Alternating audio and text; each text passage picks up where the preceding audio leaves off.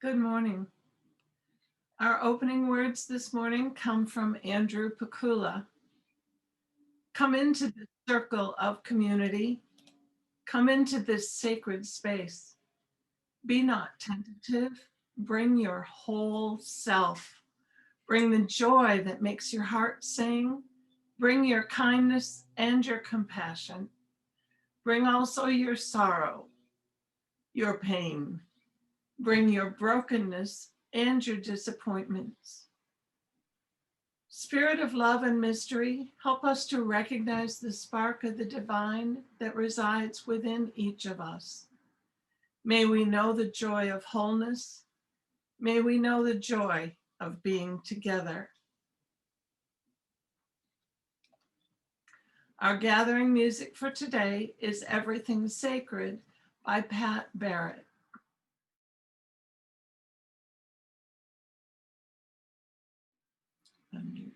Teach me that it all belongs, that everything is sacred. I eat the bread and drink the wine, but help me love my neighbor and show me how to hold this life, 'cause I don't wanna waste it. No, I don't wanna waste it. Oh, heaven is upside down. Oh, it can be here and now. Oh, seeing it all around, that everything is sacred.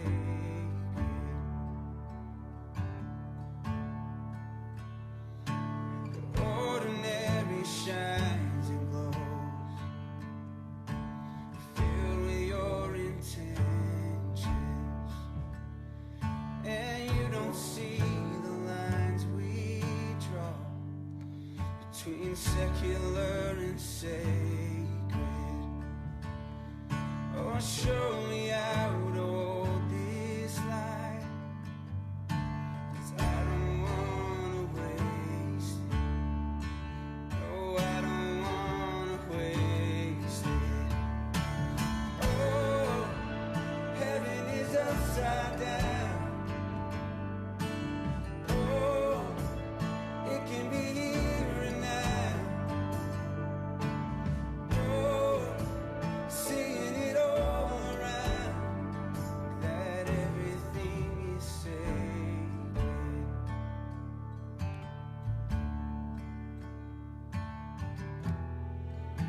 Life is a gift and the giver is good. Life is a gift and the giver is good. Yeah. Life is a gift and the giver is good. Life is a gift and the giver is good. Life is a gift and the giver is good. Life is a gift and the giver is good. Life is a gift and the giver is good.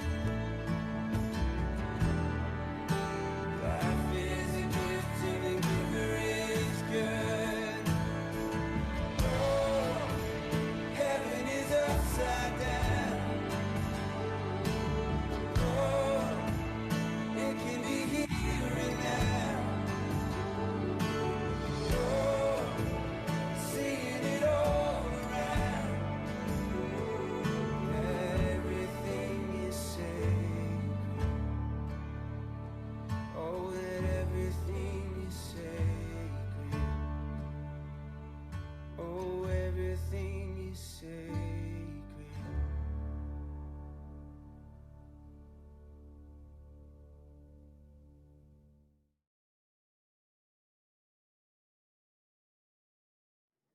Good morning. My name is Karma, and I am honored to serve as the minister of the Unitarian Universalists of Central Delaware and to welcome you to worship this morning as we are exploring the sacred and profane. Whether this is your first time with us or attending our Sunday services as part of your regular routine, we're glad that you're here. We hope that you'll find in this community room for your spirit. We continue to be grateful for the technology that allows us to worship together online and continue to build community in other ways. Thank you to Wayne, who's our Zoom tech, and Cheryl, our Zoom tech and training. And thank you in advance for your patience and grace with any delays or glitches we might experience. In addition to our worship each Sunday at 10, we meet on Tuesday nights at 7 for a more informal time of check-in and sharing. Please consider joining us for that gathering. And by way of announcements today, I want to let you know that we are having our first in-person gathering. We're having a picnic on next Saturday, the 10th of July, from 4 to 7 p.m. at the home of Rich and Jackie Leahy. If you'd like to join us, bring your own food if you like, and the Leahys will be providing beverages. We'll be outside in their yard. Wear a mask if that makes you feel comfortable. You may want to bring your favorite chair.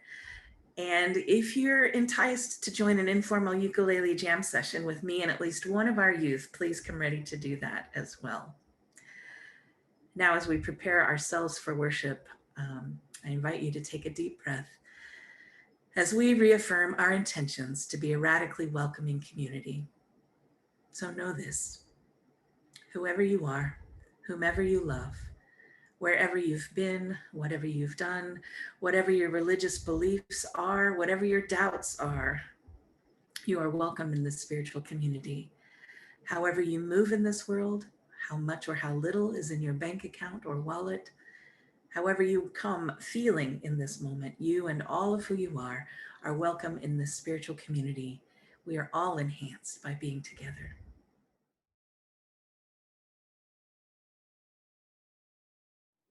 The words of our chalice lighting this morning are from C.N. Parker Dennison. There is no competition between this light and the darkness which holds it. Both the light and the darkness are holy. We light this, our chalice, not to defeat the darkness, but because for a time we need the gifts of flame, warmth, and light to guide and help us in our endeavors. And when the time comes, we will embrace again the gentle dark which allows us to rest. And so we kindle this light with awareness and gratitude for light and dark and all that lies in between. Each with its gifts, each with its beauty, each part of the sacred and necessary whole.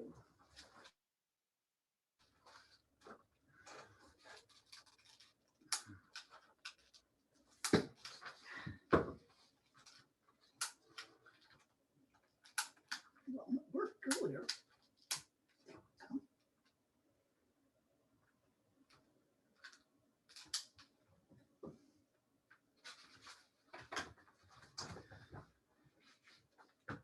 Please join us for the unison affirmation that we speak together each week to remind ourselves of why we are here.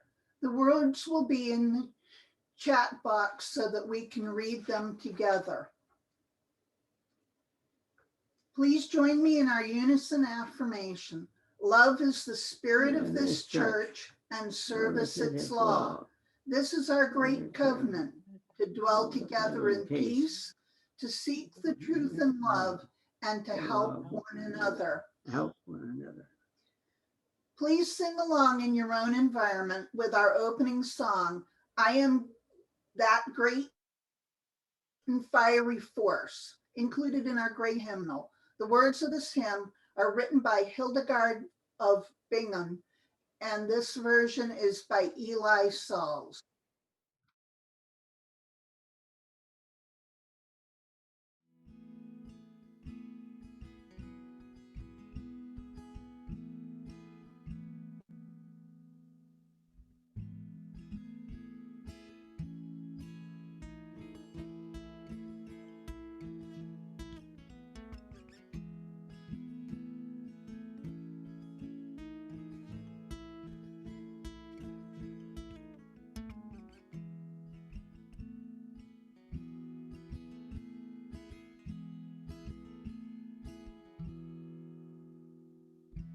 I am that great and fiery force, sparkling in everything that lives, in shining of the river's course, in greening grass that glory gives.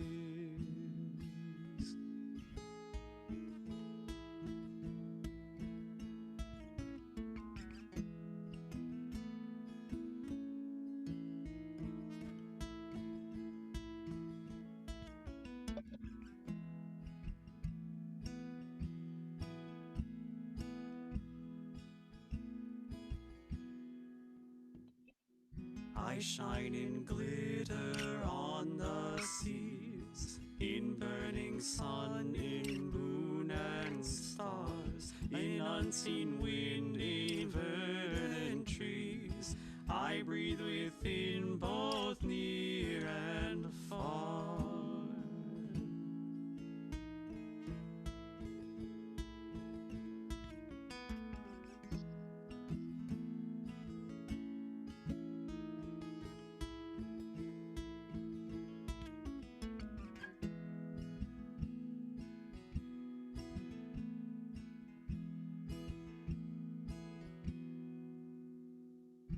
And where I breathe there is no death, and meadows glow with beauty's rife. I am in all the Spirit's breath, the thundered word, for I am life.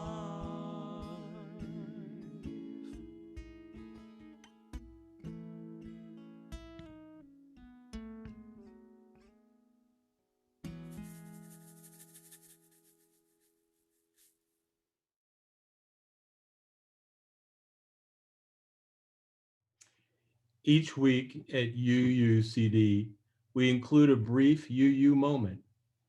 In our worship service, that serves to make us aware of and to nurture our connection to the larger body of Unitarian Universalists and the Unitarian Universalist Association that binds us all together. For our UU moment today, we highlight one of the historical strains of thought and theology that has formed our movement. Transcendentalism arose in the climate of the 19th century. In contrast to other religious strains that put an emphasis on reason, tradition, and biblical foundations as primary sources of authority, Transcendentalism made personal experience the primary foundation of our knowing. They held an optimistic view of the human ability and creativity, and they were hopeful about the future of our natural world.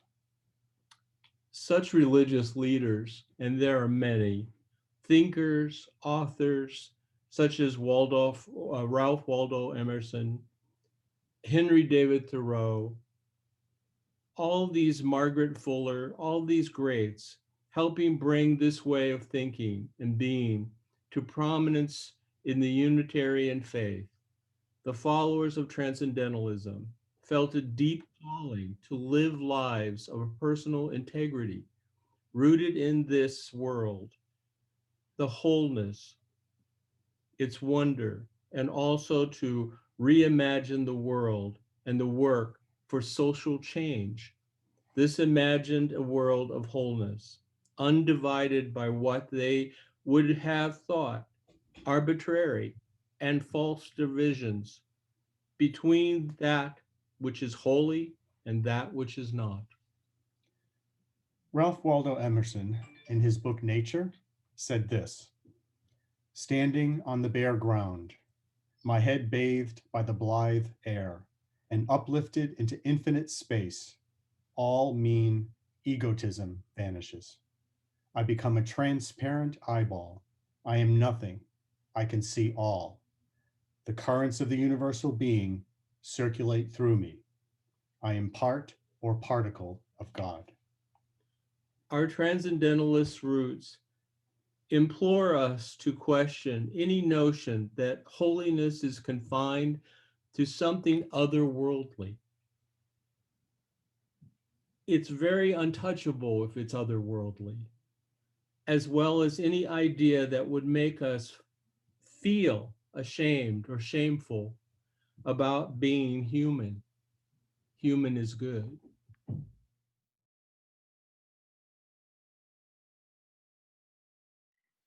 It is now our time of joys and concerns, when we offer to one another the opportunity to share very briefly what is most on our hearts right now, life celebrations and concerns. As you do so, we invite you to light a candle in your own space. Through the action of sharing and kindling a flame, we give energy to our best thoughts, meditations, sympathies, celebrations, and prayers. We hold these as sacred in our collective hearts. We would also like to invite anyone new to our community to introduce yourselves if you'd like to. We welcome you warmly and would be pleased to light a candle in honor of your connection with us and whatever joys and concerns you carry in your heart. At this time, we invite you to change your view to gallery view in the upper right corner of your screen so that you can see everyone who is here. As you feel led, please unmute your microphone and share your joy or concern and light your candle if you have one. You can watch the mute signals on the lower left of each person's video stream to see if anyone else is unmuted. It's best if we share one at a time. Please remember to mute your mic after you've shared. We light one final candle for the joys and concerns that were not spoken by those of us here, and in solidarity with those in our community who could not be with us today. Thank you, Carrie.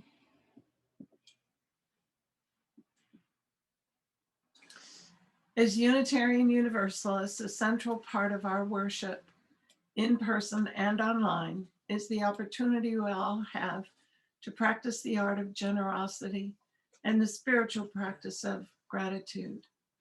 Our gifts to our congregations are what allow our communities to live into our calling and mission.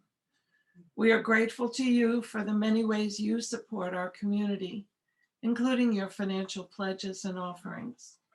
Your gifts matter, and it's one of the ways that you make this world a better place. Thank you for your passion and your generosity. For those who are making pledges or who want to contribute to UUCD, please visit www.uucd.org and click on Support UUCD for more information about how to donate online. Our offertory music for today is Holy Now by Peter Mayer.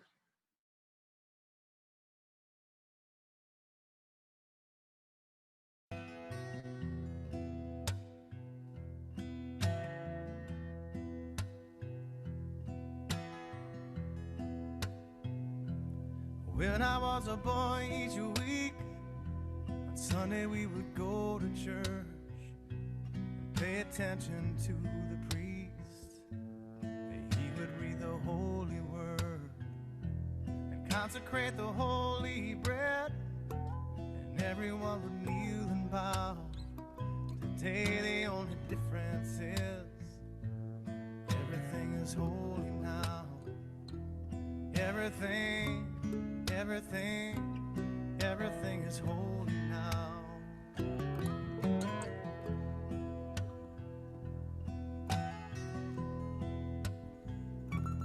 when I was in Sunday school, we would learn about the time Moses split the sea in two, and Jesus made the water wine.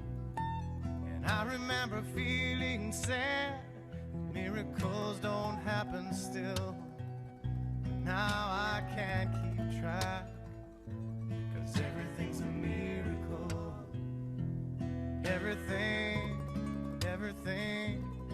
Everything's a miracle.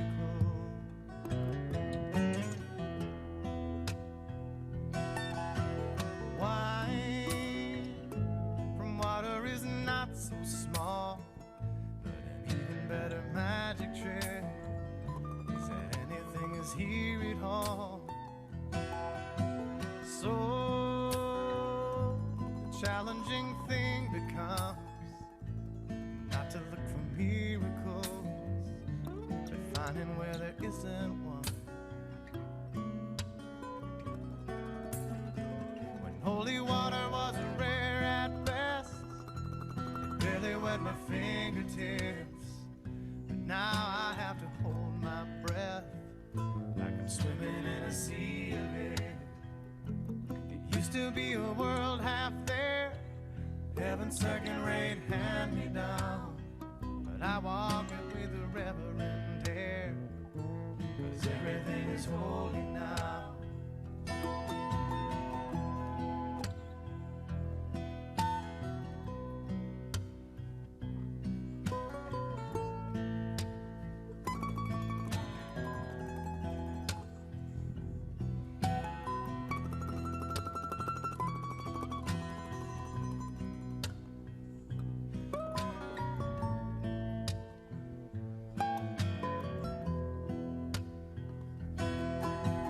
Read a questioning child's face, say it's not a testament, that'd be very hard to say. See another new morning come, say it's not a sacrament, I tell you that it can't be done.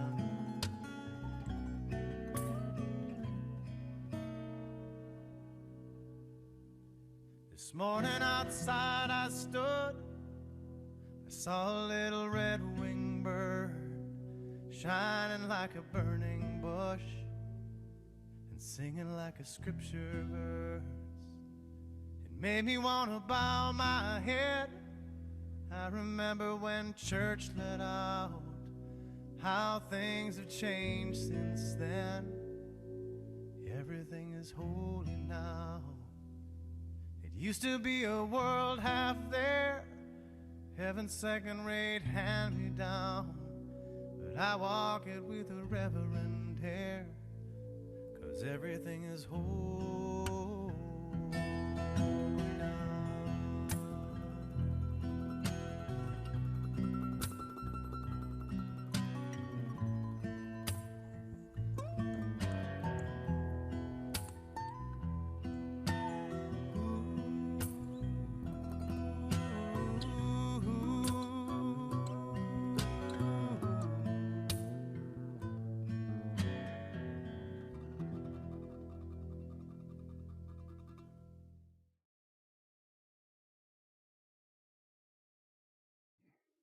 Our reading this morning comes from John Dennison Parker and their book, Breaking and Blessing. You are the lion on the forest floor. You are where they touch. You are the orb weaver and the rain. You are the angle of the light, the glimmer. You're the athlete and the injury. You're the holding of breath, the release. You're the rock, the trickle, the tide. You rearrange the stream bed. You bring your gifts to beach and morning. You're both the maker and what becomes. You are the ocean full of microscopic debris. You are the child who thinks of the solution. You are everything around you. You are broken concrete and the flower in the crack. You are impregnable, absorbing nothing. You are static electricity. You are the ring of salt left in a tin pan.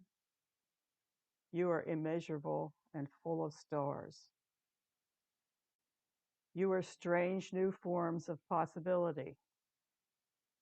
You are the fuel turned to ash in ancient fire. You are sweetness desired and forbidden. You are strength that endures, transforms. You are flesh. You are more or less. You are words just before I speak them. You are nothing. You are all.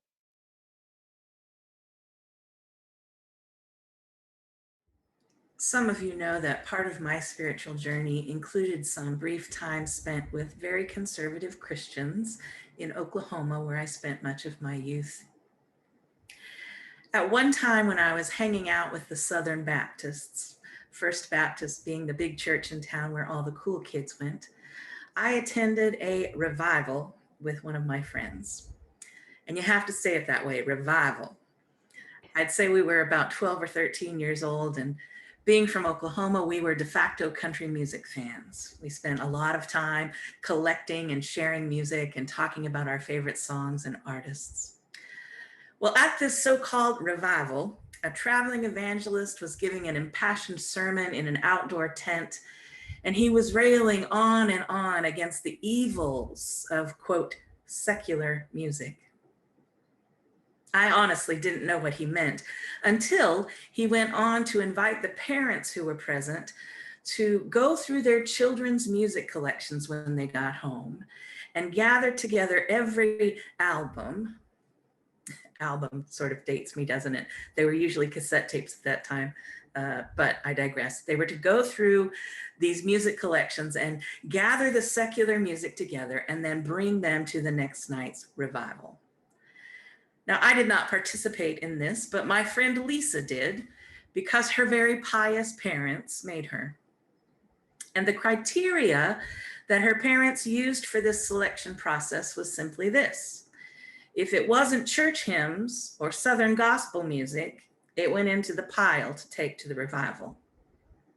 At the next night's revival, the preacher had the parents take all of these musical albums and cassettes up and place them in a large 55-gallon barrel in the center of the staging area. And as he went on again to preach about the evils of secular music, he would point at that barrel. He claimed that music was putting the devil into their children and taking them away, I apologize for this language, taking them away from the Lord. He went so far as to say that if you played some of that music backwards, you could actually hear secret messages enticing their children to worship Satan. At the end of the evening, they set fire to the barrel of music that was created by some of the greatest country, western, and rock artists of the time. Now, I didn't know whether to think that was hilarious, absurd, or appalling, but I was pretty certain it was rubbish. While I didn't reflect deeply on that experience at the time, it was, I believe, my first conscious introduction to the concept of the separation between the sacred and the profane. This sacred profane dichotomy is a foundational one for a lot of religious traditions in the so-called Western world, and perhaps especially in the Abrahamic faiths, Judaism, Christianity, and Islam. The word sacred has come to mean something that is consecrated, dedicated, set apart as holy. And in contrast, the word profane generally refers to something that has been desecrated, violated, or rendered unholy. In most Western religions, there are certain themes and traditions that reflect this separation of holy from unholy, sacred from profane. To name just a few. In Judaism, there are times and days, the Sabbath, for example, that are set apart as more sacred than others. There are holidays that are holier, like Yom Kippur and Rosh Hashanah. There are places that are considered sacred. The temple, which has even holier spaces within it. There are objects that are considered sacred. The tabernacle, the scroll. And there are also profane things to be shunned and avoided. The same is true in Christianity. Sundays are holier than the rest of the week. You can see the way that idea has shaped our culture here, in that many stores are closed on that day. Cathedrals and churches are the sacred sites for worship. The elevated pulpits in some churches further set apart and above the persons, the clergy or bishops, who are likewise set apart and consecrated as somehow holier than regular people. And there are also profane things, sins, sinners, and the like, that are considered anathema at best. In Islam, the Quran is the holiest of books. Its language of Arabic is the holiest of languages. The Kaaba in Mecca is the most sacred of places. And there are also profane things and ways of being that are reviled. So you see what I mean. Most religions have dominant strains within them that consistently define and divide the sacred from the profane. Even when it isn't spoken about overtly, as in my early tent revival story, this distinction about what is holy and what is not is reinforced again and again and again in ways that make it become an unquestionable given, an accepted worldview, if you will. And while the concept is easily illustrated in religion, the underlying binary thinking behind it is not exclusively religious. In fact, the ancient Greek philosopher Plato is often thought of as being a primary shaper of Western dualistic thinking, opposing concepts like good and evil, form and substance, spirit or soul and body, supernatural and natural, heaven and earth, and so on and so on and so on. In this way, it's unclear whether religious traditions, which are so central to the formation and regulation of society, have shaped those societies to uphold and reinforce these dualisms, or the other way around. If human and social philosophy has shaped those religious traditions in that way. But that's a chicken and egg question for another time. Suffice it to say, most of us have been taught to think of the world and ourselves in alignment in some way with these dualisms, specifically between sacred and profane. And what I want to explore today is the way in which this quite pervasive way of thinking might actually do us harm and limit our spiritual lives. One of those ways is that for many people, we define our human selves in opposition to the sacred. God, the more, the universe, whatever we think of as larger and more mysterious than ourselves. And if the sacred is good in this way of thinking, then we are by contrast bad. If the ethereal, the spiritual, the otherworldly, the immaterial is elevated and good, then we might begin to think that the things of this world, this time, this earth, this matter of which we are constructed is bad or debased or evil. And that leads to a host of diseases in the human psyche.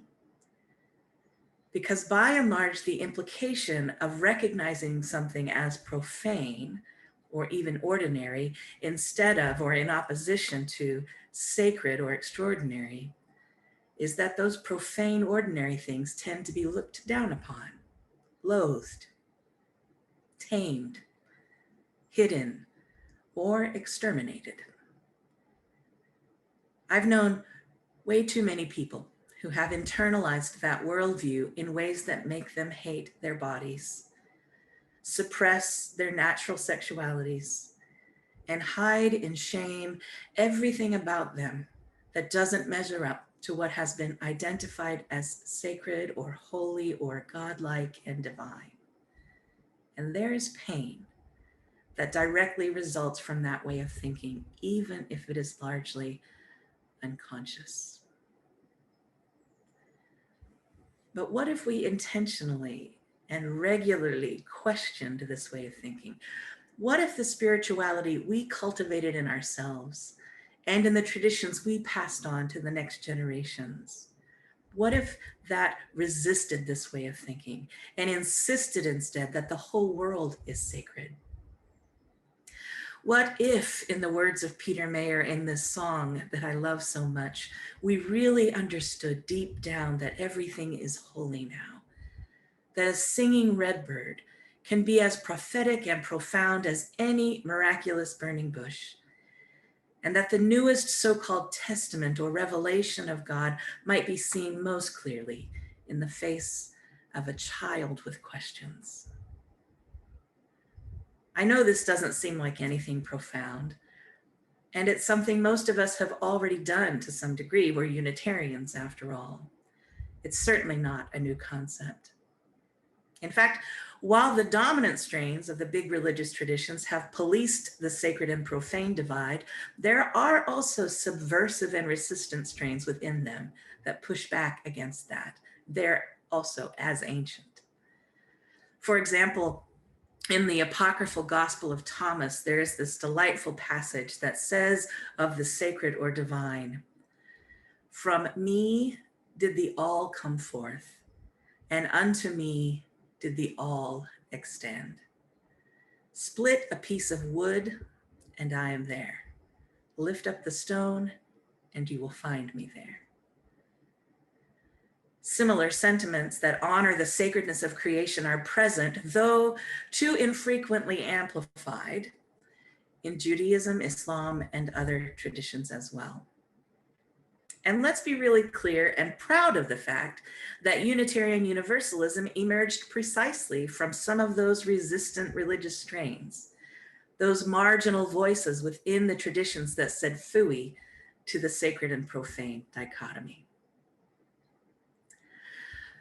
The point in questioning or collapsing the sacred profane divide is not to desecrate holy things.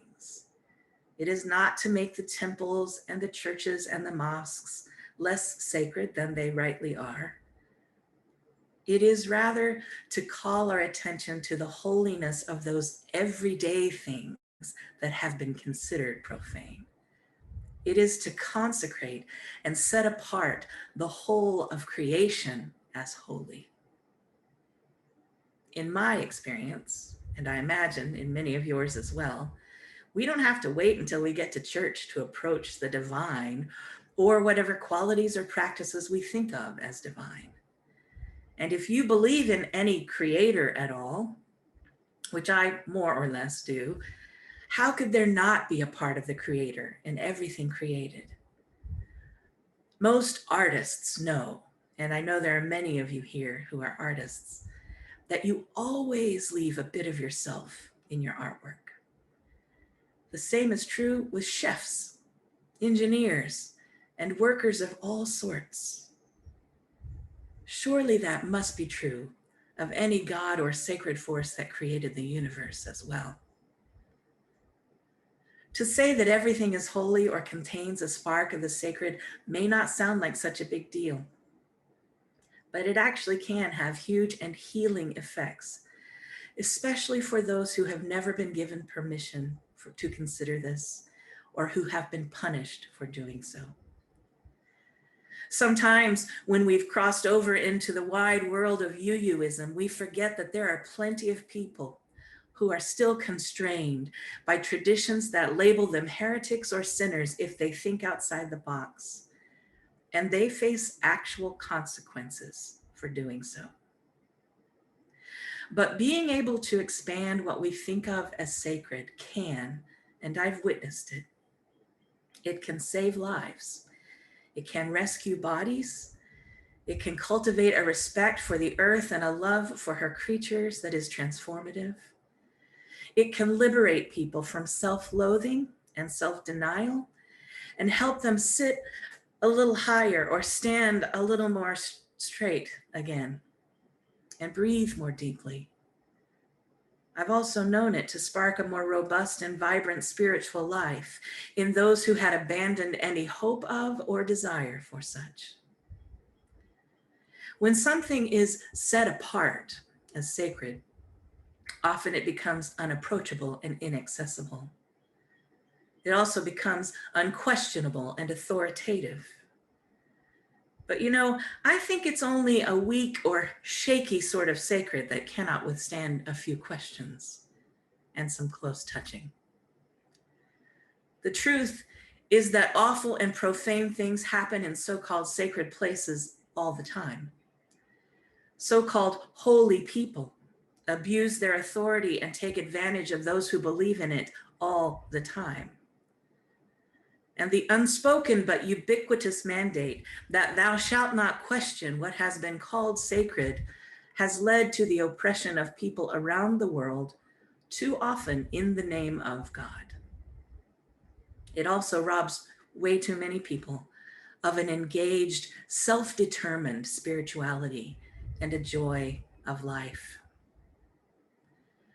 But along with most UUs, I can envision a different order of things, one which I much prefer, one in which the goodness of bodies, the sacredness of sexuality, the value of earthly matter can be claimed and exalted in ways that heal us and lead us to wholeness and integrity as individuals and as a people on the planet. Walt Whitman, one of the poets that UUs like to claim as one of our own, fosters this kind of imagination when he reminds us to look for the miracle, the holiness in the everyday. I want to read you his poem on miracles. And as you hear it, bear in mind that as a medic, Whitman saw unimaginable horrors in the Civil War. He was not disillusioned about the ways in which people could do terrible things or in which bad things could simply happen. But he recognized their potential not to. He recognized the potential for creatures and creation to be arbiters of wonder as well as woe. And so in this poem that I'm about to read called Miracles, you might want to think sacred when you hear miracle. And he writes, "Why, who makes much of a miracle?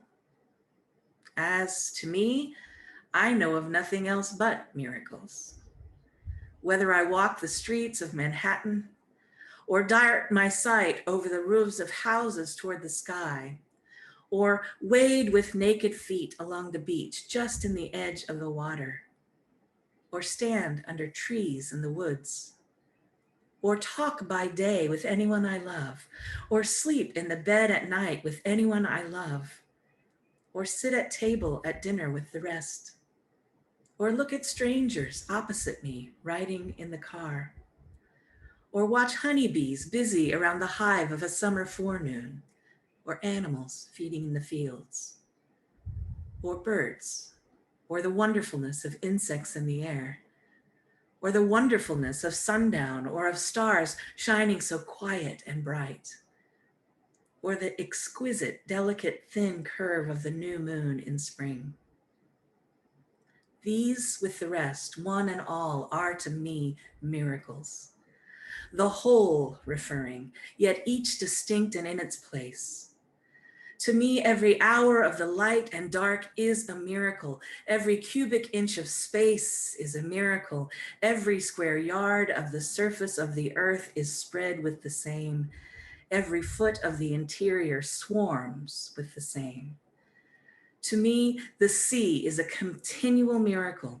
The fishes that swim, the rocks, the motion of the waves, the ships with men in them. What stranger miracles are there? I don't know about you, but that really rings true to my own experience, that everything can be holy if only I allow the possibility in my awareness and train myself to take note. So my encouragement to myself this week, and to you if you'd like to take it on board, is to be more alert to the various ways in which the sacred, the holy, the sublime and divine is longing to be seen and experienced in every day in every way, and to be honored that it might allow its best to shape us more fully into ours. May it be so. May we be so. Amen, and blessed be.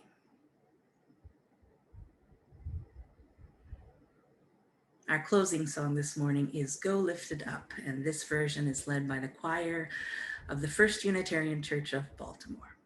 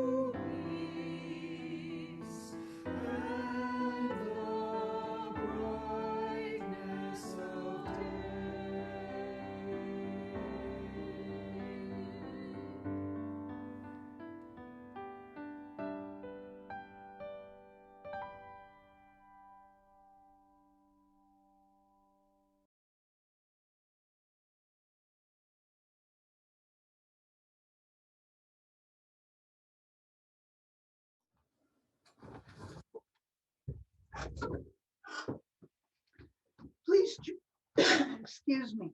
Please join me as we recite the words for extinguishing our sacred chalice. The words are posted in your chat box. We extinguish this flame, but not the but light not of the truth, light of truth, the warmth of community, or or the fire of commitment. These we carry in our hearts until we are together again.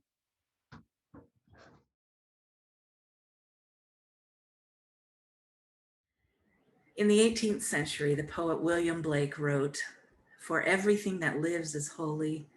Life delights in life, because the soul of sweet delight can never be defiled." May you leave today knowing that you are holy and ready to allow your life to delight in the broader life that holds and flows through us all.